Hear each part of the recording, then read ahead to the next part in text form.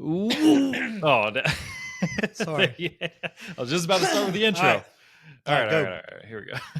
Welcome back to SportSense. This is the sports show for sports noobs where I, Cooper Epps, I'm learning from my dad, sports expert, sports aficionado, former baseball catcher, James Yeah. Epps.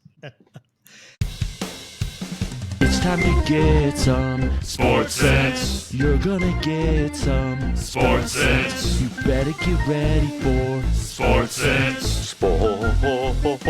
Sports sense. Hey, Coop. Hey, good to have you. This is episode 10, which Really? is great, right? I mean, yeah. It's been fun. It really has, and I can't believe that many weeks have passed by. But we're committed. We're sticking to it. I think 10 is like a good, stick-to-itive number that I think we've proven ourselves. So, but we can't rest on our laurels. We're here for you this week, guys, to give you the best and brightest of information, even though it's past 10 for my dad, and he's probably going to fizzle out halfway through this. Never. I'll deliver for sports. Okay, great. And we've got a few of our grandchildren apparently that rely heavily on us each week, and your sister. Apparently they can't wait to listen to it on the way to school. So well, thank you guys for listening. We love you all, even though I know, one of the oldest granddaughter thinks this is all cringe. So sorry to you out there. And, That's true. That's true. Thanks for putting up with it, I guess. One day she won't think it's cringe. Yeah, I hope so. She's a teenager. Well, this is Christmas week, and it's a big week. We had a huge weekend for sports, apparently, from what I hear. And then Christmas Day, as you told me on the phone the other day, is a big day for families. Of course, you're getting together for Christmas dinner, and for those who are religious, there's religious stuff with Christmas, which is great. But it's also a big sports day where people get together and just gather on the TV and eat some good food. So, well, the crazy part is, and I'm not that big, so we'll talk about what's coming up. We'll talk about that, but we won't touch on it again after this moment. But for those NBA fans, basketball fans, it's crazy. I think they have 11 games on throughout the country. Wow. But I'm not on Christmas Day. Yeah, they've got they've got some correction to do, I think, in their direction, and even their biggest star, LeBron James, says so. All it has turned into is guys cross midcourt and start pumping threes. Then that's it. That's the whole game. It's not, for the most part, it's just very disheartening. But anyway, but if you still love your team and you've got a brother-in-law that loves the Jazz, they'll enjoy a lot of basketball. But we'll talk about the pro football. I'm curious what you're talking about there. I'm just going to take a note to bring up NBA later because I've got no idea what you're talking about there. Yeah, sorry about that. That's the fun of it, right? So you're not saying that they're upset that they're playing on Christmas. You're saying there's other issues with the game right now. Right. That they're losing. They've lost viewership, no doubt about it. Whereas NFL is the rock star, right? They just keep climbing every year. Whatever they've got, they got a hold on this nation. Then baseball has made some changes and have improved their ratings and their draw, and yet the NBA has been going down for about 4 years in a row since 2020. Wow. And there's various reasons. So we can talk about that some other time. Okay, cool. All right. Well, what I missed this weekend? I know it was a huge sport weekend. It was. I mean, if you like any kind of sport, almost, they were having a big game. But we'll just talk about what we were excited about, and that is the kickoff, pun intended, by the way, for the CFP, the championship with the four initial games, right? CFP college football playoffs. Exactly. So you and I did our brackets. So we should look pretty good. Hadn't looked at. Let's take a look at our brackets. Take a look. Let's see. We do. I forgot to invite most people. I have a few of. I actually have my Fortnite friends in our group with us, but nobody else really. So let's look at how we're doing in our bracket, our SportSense bracket group. You told me to do one for funsies, so I really did. So. Okay. Hold on. Let me. One more. Okay, SportSense. Okay, so you've got 2 picks, right? Or did you just pick one? Did you? Oh yeah, you just have one bracket in here. There, I must have done a separate one. I think you only put one in our group. So I have you. It shows you've got Texas winning. Is that your fun one? The whole thing? No, Uh-huh. probably. Yeah, that's my fun one. Yeah. But they win. You mean for the winning the whole thing? Yeah. Yeah, that was my more aggressive one. Yeah, I got to find my other one so I Okay. can report back. Talk All us right. through it. What are you thinking with or do you want to recap So, first and then talk yeah. about our Quick brackets? recap. Yeah, quick Okay. recap. And then you can see the interesting enough, this was really it was kind of if you want some great games, it was a letdown. All the favored teams won and won handily. So real quick, Clemson, they kind of hung in. Of all teams, they went for it. They had some big plays, they went for it. But Texas did manhandle them pretty well, 38-24. So they were there, but not there. They weren't bad.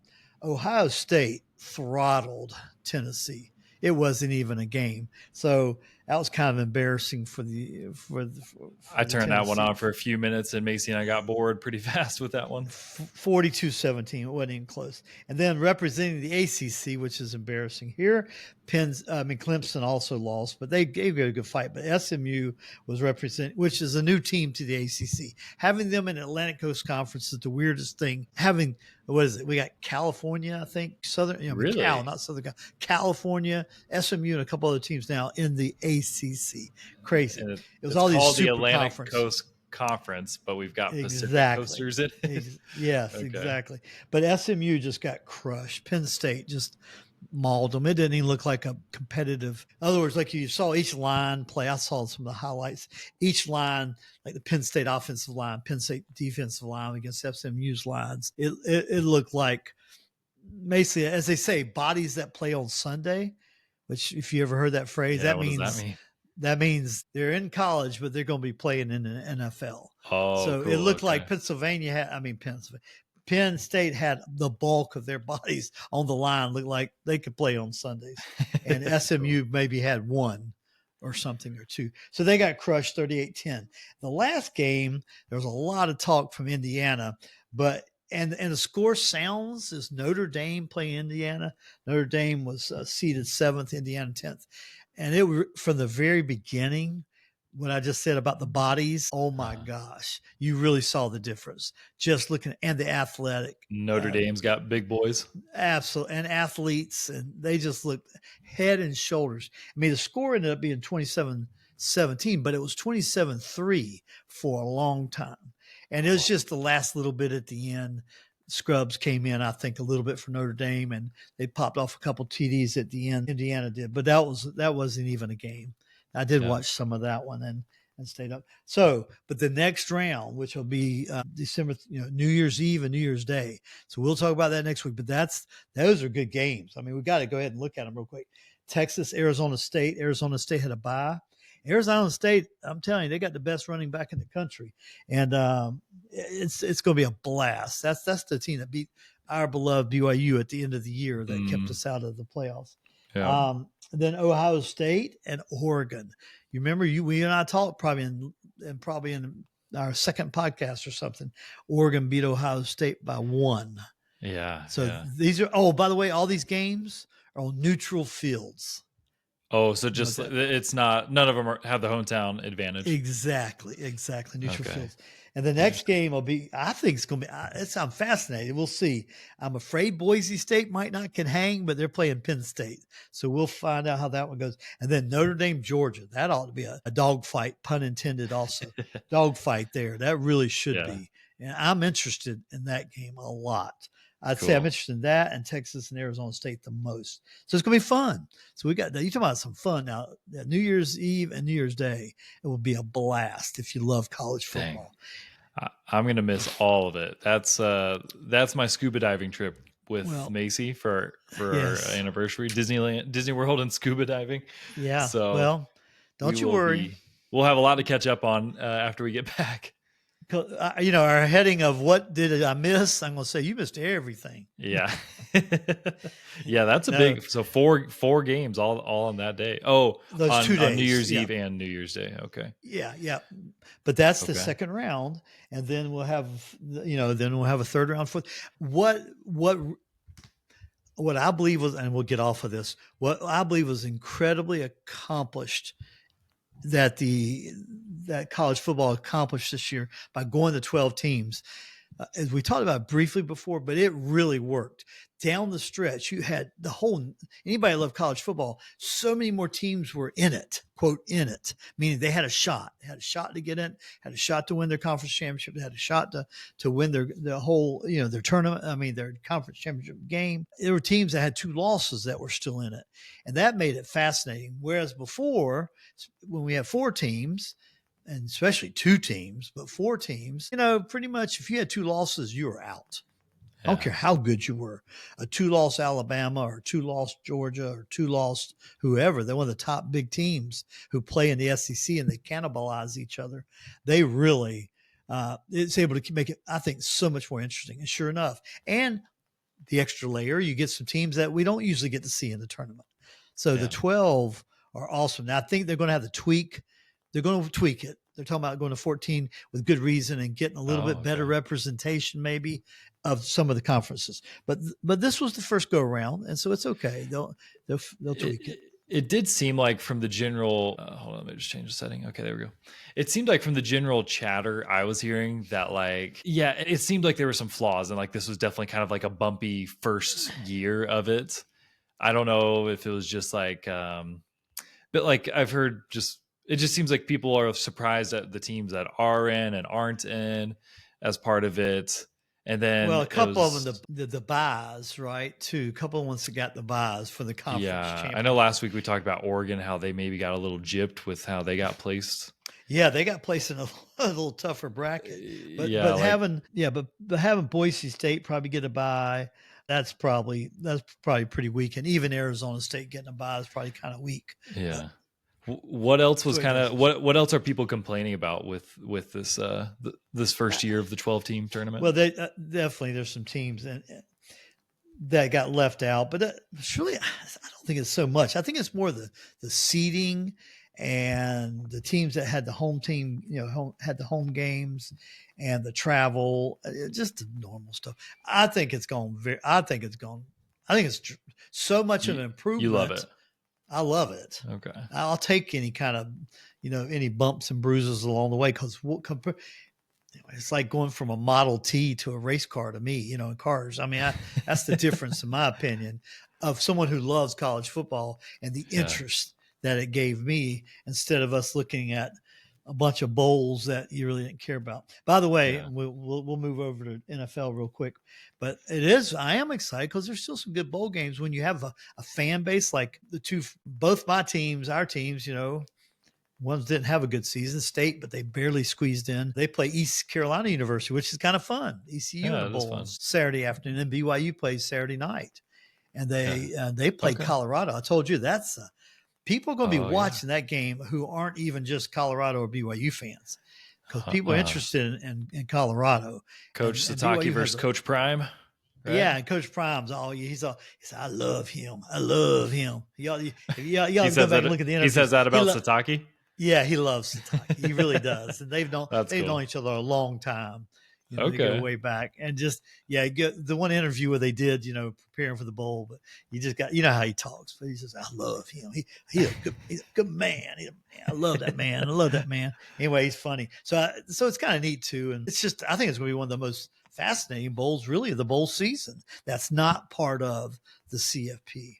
So anyway, crazy. Cool. If somebody on December 26th, if you're hungover from Christmas and you don't have anything to do, there's bowl games nonstop starting on Thursday of this week. Cool. Just fun. Just the regular bowl season. Yeah. So, nothing to do with the bracket. Yeah. No. Cool. Sorry for the vocal fry, everyone. Well, cool. Yeah. Do you know what vocal fry is, Dad? I do not. It's like where you talk, where your voice kind of breaks up like this. Like, gotcha. So I'm getting a little bit of that tonight. I don't know why. Yeah. Only fry I like is the French fry. So let's. Well, good.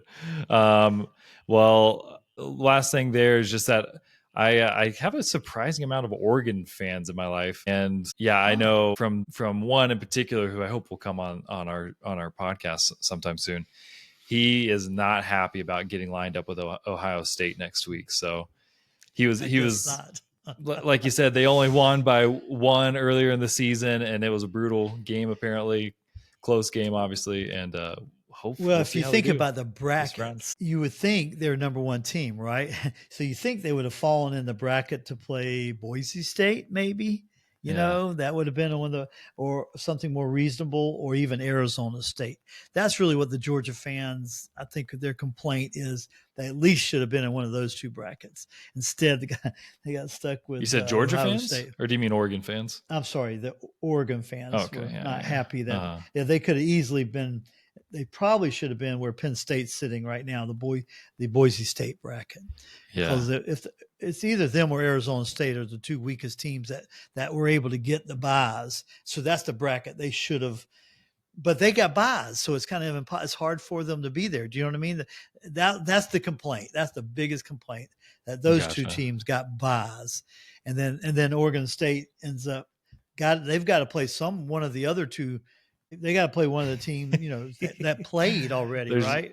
okay, So, Oregon or Ohio State? You're Oregon. mixing I'm up sorry. somebody. Yeah, I know. Oregon. Late night They're over just- there. Oregon's just not happy to play Ohio State. Yeah. Well, hey, really Yep. quick, really Yep. quick. Tell me about your bracket. How are you feeling about it? Do you feel like you're going to be pretty accurate, or Well, I think I don't know. We're going to find out. I'm really sorry. I should have been on this. I've got to go see, where is my other bracket? Hang on one second. Let me see if I can find it. okay? All right. I'll tell you right now, while you're looking up yours, Yeah. I mean, it's obviously not as crazy as like March Madness, but I have a perfect bracket right now just because of what you said. I picked one of them. I just picked like the top seeds to win everything. And so, like you said, it all just went according to plan, according to the seeds.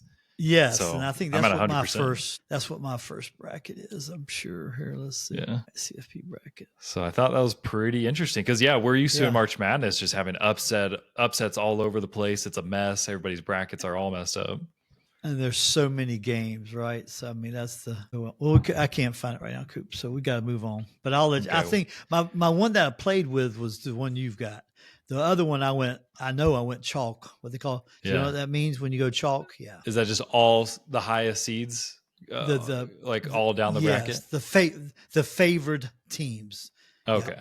Yeah. Cool. Yep. So not necessarily highest seed? Is that where you're differentiating? Depends how you see it. Yes, the higher seed, but the higher seed has a lower number. Yes. Yes, it's always opposite. Uh-huh. I know. Yeah, you're right. Yep. But so are you saying there's a difference between highest seed and then versus who's favored?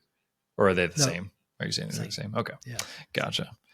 You were using different lingo on me, and I wasn't sure if there was a difference. So just mixing up, showing you, and I'm really not that sleepy over here. I'm doing pretty good. Okay, good. Well, yeah, next time we record, maybe let's talk about how we're feeling about our brackets. Yes, I will check them out, and we'll get that in there.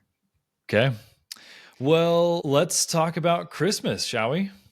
Well, there's only 2 NFL games. That's the 2 fun games. Okay. And I mentioned it briefly.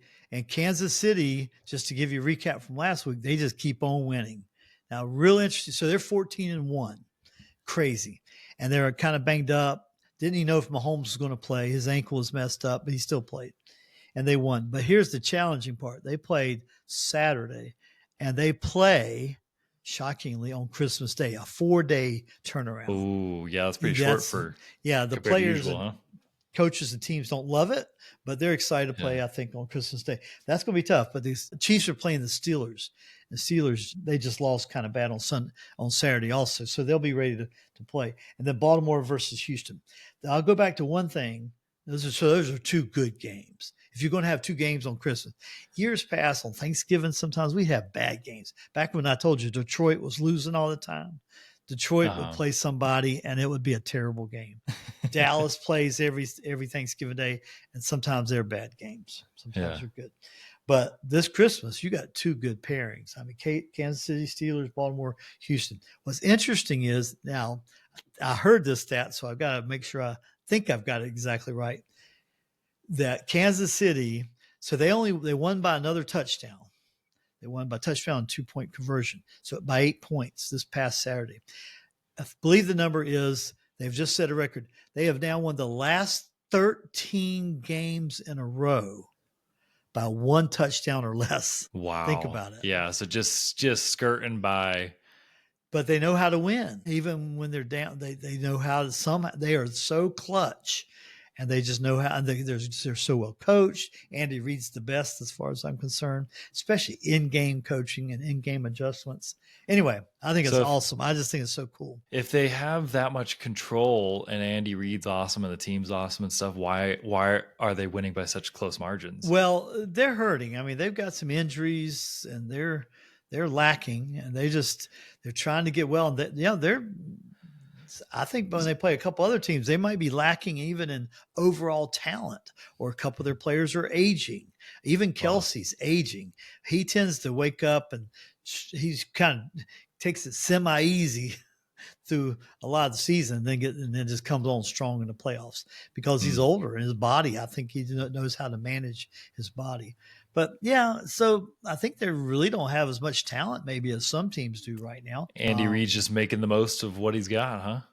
Yeah, they do good. They'll pick up on a waiver wire, or they'll pick up somebody's been released, and let's say they've had an injury, which they have in the receiver area or running back area. They'll pick up a receiver midseason, which they've done, and they'll get a trade midseason that really works out, which they've done in the receiver department this time. So it's all that. So it's their general manager, it's their owner giving the general manager and the coach all that room, and they kind of keep band-aiding parts of it together, and they're good at picking the right people to fit into their culture and to fit into their schemes, and they just keep trucking along. But I mean, to me, I think they're ripe to get upset this year. It's going to be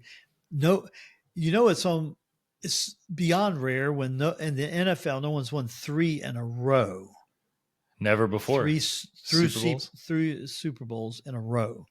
So they're trying for the trifecta, and they're not looking that overpowering this year. So I feel like they're ripe, especially we've talked about them before, but the Bills and Josh, and I mean, they're just, they're so strong. There's several teams that are really strong. Of course, Baltimore, the Eagles lost. Yeah. Detroit's awesome. Detroit's had massive injuries recently. They won again, but they're struggling due to injuries. Philadelphia is looking good, but they also lost, and Hurts got a concussion, so he's going to have to be out for a little bit. So, but that's the nature. Attrition in the NFL is crazy. And these guys got to be gentler with each other, help each other out. They already protect the quarterbacks too much, so let's not go that way. We can't go to 2-hand tag. Please don't do that. Yeah, flag NFL. Flag football, yeah. They do some flag football at the Pro Bowl now, I think, or something fun like that. Really? Yeah. Interesting. Just for, Pro Bowl, they get together and they do some skills. They've changed that over the years. They used to play many years ago. They used to go at it. What is a Pro Bowl? The Pro Bowl, it's just that after the season, you're elected. That means it's like an All-American, if you will, in college. Pro Bowl means that's an honor. You have different positions. So it's just kind of a tradition, and the NFC and AFC, the two different conferences. You make some super teams out of a few select players. But now they definitely don't hit or play and go after it like they used to. It got to the point where it was almost comical because nobody wanted to hit each other. So it basically became what they call a 7-on-7. They just kind of come up and they throw a lot of passes. Then I think they changed it up quite a bit. But anyway, that's all I got kind of football. And like I said, if you're NBA fans, Christmas Day is your day. That's for sure. 11 games. That's pretty crazy. How many teams are in the NBA? Like 30 something? Are they 32? I think they're 32. Yeah, I know it's similar to the NHL. So that's like a lot. That's like what? Like 2/3 of the league all playing. Yeah. They like those Christmas Day games. I went to, when we used to go see, when you were a little boy, go see Grandma and Grandpa Keaton in Indianapolis. In Carmel, oh, really? In Indiana, your grandpa took us, at least me and Terry and John, to a couple of the Pacer games. Cool. On Christmas Day. Yep, on Christmas Day. We saw Jordan play it was either Christmas Day or day after Christmas. We saw Michael Jordan play, and he had a bad game, and we just joked about. So it must have been day after Christmas because we joked about it. He he wasn't sick, but he eaten too much of his mama's turkey or something. Yeah. He did not have a great day that day. But anyway, and I was with you as a baby. you didn't go to the game though. Yeah, you were there. Okay. Dang, I was gonna say I didn't know I ever saw Michael Jordan play. That's pretty cool. You didn't get to. That's Almost. I was so close. You were so close. You got left at home at grandma's house. That's fair. I don't even remember Indiana. I didn't even know I had ever stepped foot in Indiana. That's crazy. Let's see. What year you were born? You were born in 94. Yeah. So yeah, they didn't move till, I think that's right. Boy, I'm getting old. Let's see. Yeah, 94. Yeah, you had to. I think I would have. That sounds right. Yeah. Yeah, we took all of you at one point. That's for sure. Crazy. Anyway. Okay, I have just a couple questions about things that I've just heard in conversation recently, and I haven't really understood the cultural tension or what people are talking about. So I keep hearing people complain about the new kickoff rules in football. So what is it that changed this year, and why do people like or not like it, or what's the reasoning behind it?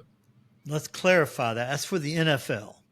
So college is the way it's always been. High school is the way it's always been.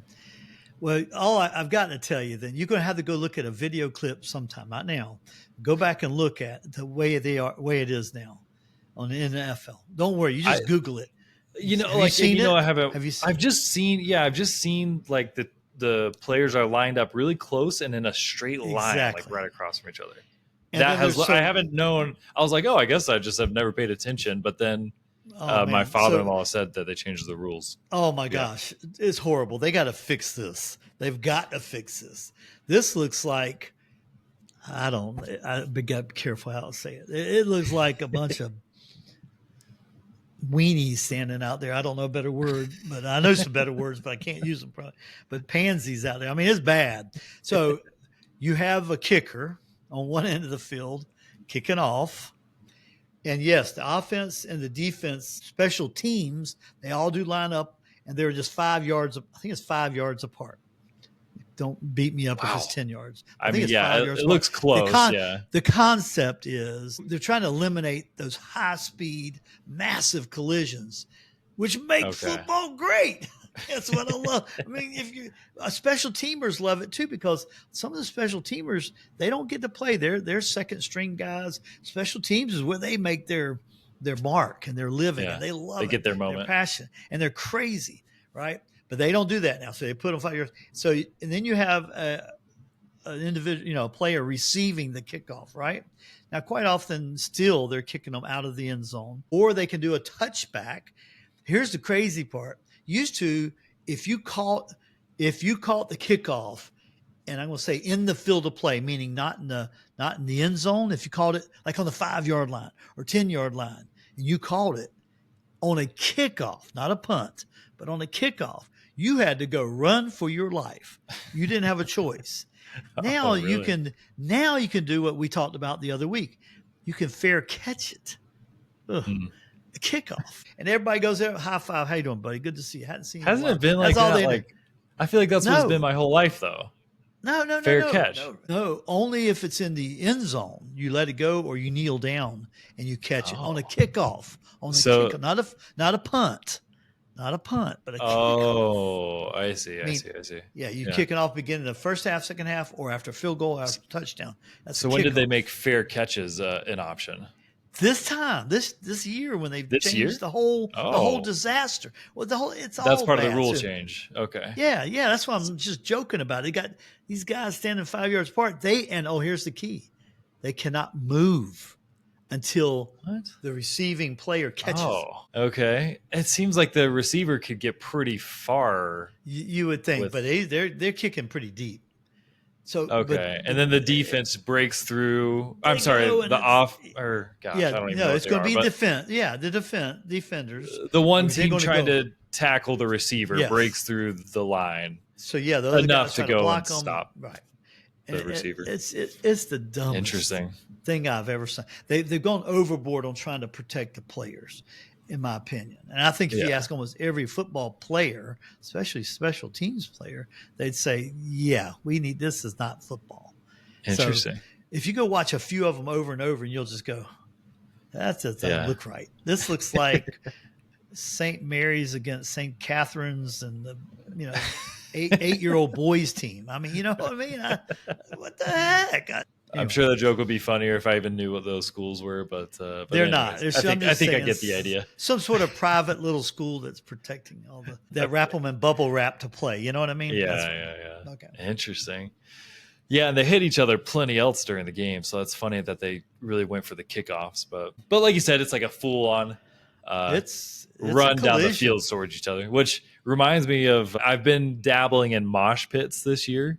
I think we talked about this. Yes, which is shared that with your mother and myself.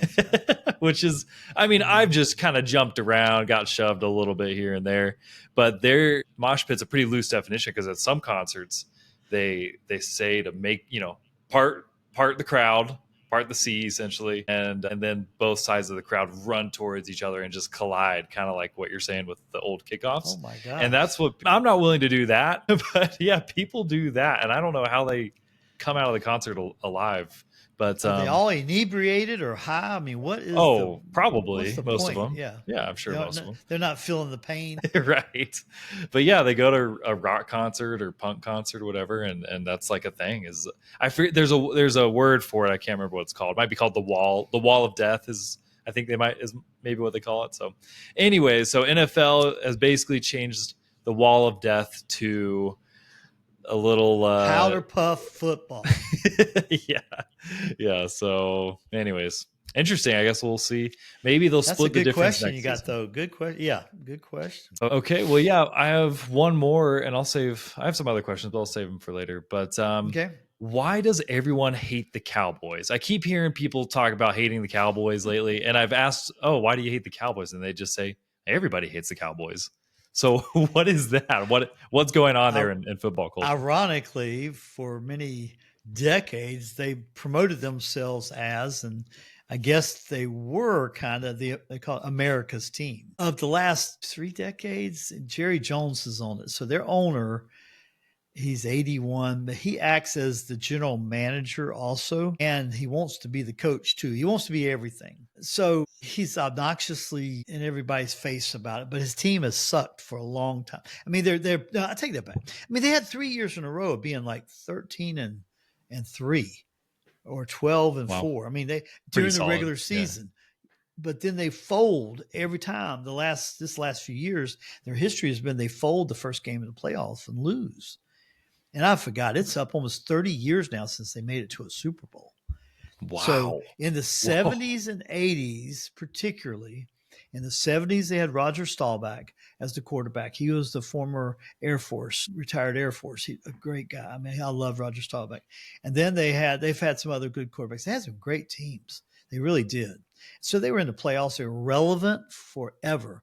But somewhere in the last since Jerry Jones, after a few years, started running it to ruin. In other words, he started running off coaches who were really strong-willed, head coaches, and didn't want to, told him to butt his nose, get his butt out of the business side of football. And he didn't like that. So he get rid of them, and he started getting coaches that put up with him. And honestly, it's made for it's made for a lesser team, but it's mostly because they've been self-proclaimed, as far as I'm concerned, but America's team, and they used to always get like the preferred TV games years ago, especially, and so that's it. People love to hate the Cowboys, they just love to hate the Cowboys. Yeah, sounds like what you're saying is kind of like when like a camel is a horse made by a committee. And maybe when you've got these coaches willing to work with this Jerry Jones guy, is that what Jerry you said? Jones, yep. And he's the dad, and he's the owner. His son's name's Steve Jones. Okay. And he works with the team too. So for them, it sounds like a cowboy being made into an old prospector or something. It's funny. It's just you got to have a team. You got to have a team to hate, and that's one of the ones they hate. Are you not? You're not clicking with my metaphor. I've listened to it, but I'm not. I'm not. I'm trying to. Yeah, I'm trying to. Yeah. Okay. Anyways, all right. Let's see. Okay. Everyone now. Yeah. Everybody loves to have someone. It's like Toby in The Office. Like you love to hate someone. Yeah. I didn't watch The Office much, but I do know who Toby is, and I remember that. Yeah. I watched The Office with you a lot in high school. It's just been a while for you, I guess. But Yeah. It's the one Michael's always mean to him, and nobody really stands up. I remember it some. I just wasn't a big fan. I didn't stick with it. I watched a little bit with you just to watch it with you. Well, anyway, no, that's a good question too. Yeah. It's in fact I saw, gosh, it'll probably take me too long to pull it up, but actually no. And I know I got to let you go. It's late. I'm sorry. That's all right. I was sent this diagram, which is basically this team hates this team, these teams hate this team, and it all good. Funnels down to how everybody hates the Cowboys. That's good. I like that.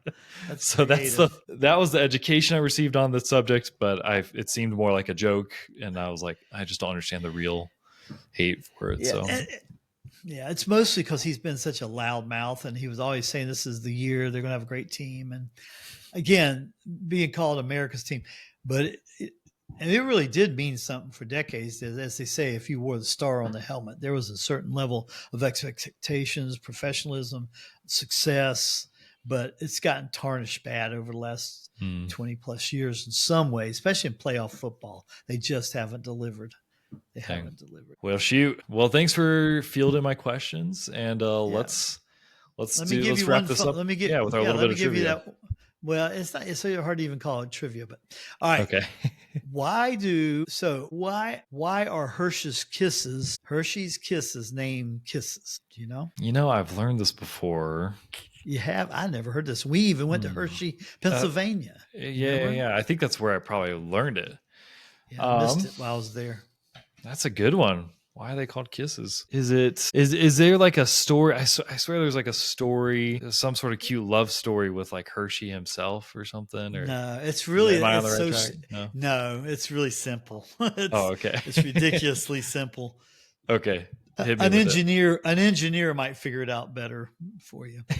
Hershey Kisses are named that after the kissing sound the deposited chocolate makes as it falls from the machine on the conveyor belt. Kissing sound. Like that plop, when it drops out of its thing that's forming it, it's forming it, the mechanical piece of it. Yep. Apparently so. Huh. Interesting. Well, gosh, I wonder if there's a video of that. I want to see if it still sounds like that. Maybe that's like the old school maybe those were the old school machines when they were making it or something. Anyway, that's I thought funny. It was interesting. Mostly because we went to Hershey, Pennsylvania. I don't remember anything like that, but yeah, interesting. Well, cool. Let me give you one really quick, and then we'll sign off because I think I'll have to help Macy. I told you not to give me one tonight, but give me. Really? Oh yeah, because it'll be too late for you.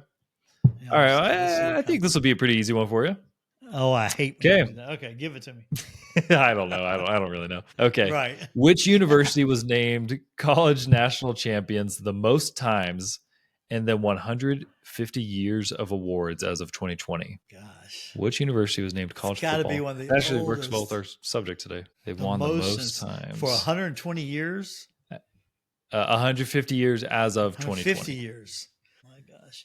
Notre Dame. Guesses. I didn't give you multiple choice. I'm sorry. I should have at least given you sure multiple didn't. choice. I'm just trying to pull this one out. Let me give you this. Okay. Yale, Notre Dame, Alabama, Michigan. So I'm guessing Notre Dame wasn't right. Yeah, Notre Dame was wrong. I would have to go with, it's not Alabama. They weren't around. Gosh, it couldn't be because it can't be Yale. Hunters, though. Yeah. Yale. Yeah. Yep, it's Yale. It's got to just be because some of those old original. There were only like 8 teams for a long time. Yeah. 12 teams.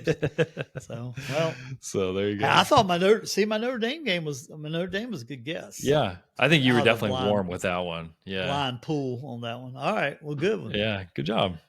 Well, that was fun. Thanks for getting on so late. But everyone, thank you for tuning in. I know it's Christmas week and hopefully just have a great time watching some sports, hanging out with some family, and lots of food. Food. Gorge, do a little gorging. And thank you, everyone. Talk to you later. Merry Christmas. See you, Coop. Merry Christmas. Bye, Dad. SportSense.